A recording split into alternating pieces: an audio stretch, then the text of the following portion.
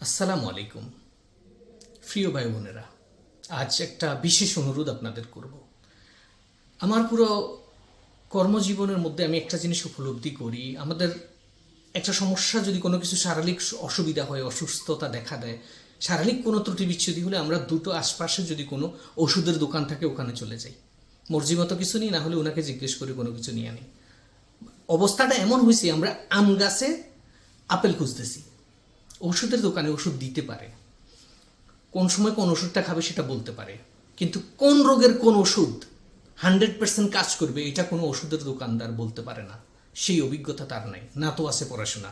কিন্তু আমরা ফিস বাঁচানোর জন্য যে ডাক্তারের কাছে গেলে ফিস দিতে হবে, এখানে গেলে ফিস লাগবে না, এমন অনেক কেস আমার জীবনে আমি পাইছি। ফার্মেসি থেকে ওষুধ খেতে খেতে একটা সময় ভয়াবহ অবস্থা হওয়ার পরে ক্লিনিকে আসছে। এতে হিতে বিপরীত হয়। 10 টাকা বাঁচানোর জন্য, 20 টাকা 50 দিরহাম কনসালটেশন ফিস বাঁচানোর জন্য আপনি নিজের শরীরটাকে মারাত্মক ঝুঁকির মধ্যে ফেলে দেন।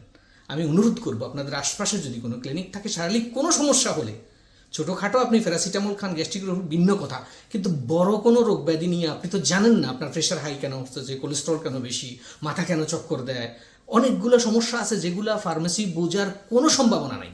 অথচ আমরা চিন্তা করি যে আমার পাশে যে আছে তার থেকে পরামর্শ নিই। এখন উনি যদি না বুঝেও পরামর্শ দেয় উনার বিজনেসের স্বার্থে, ভুল করবেন যদি এই ধরনের ওষুধ আপনি কন্টিনিউ করেন। আমি এমন হাজার উদাহরণ দিতে পারবো, একমাত্র মর্জি মতো ওষুধ খাই, কোনো ওষুধ দোকান থেকে পরামর্শ নিয়ে ওষুধ খাই, তার ক্ষতি হয়েছে, সুফল থেকে বিফল হয়েছে বা কুফল হয়েছে অনেক বেশি। তো অনুরোধ থাকবে আপনাদের কাছে, প্রয়োজনে ওষুধ কম কিনবেন, আস্তে আস্তে কিনবেন, তবে ডাক্তারের পরামর্শ অনুযায়ী ওষুধ খাবেন।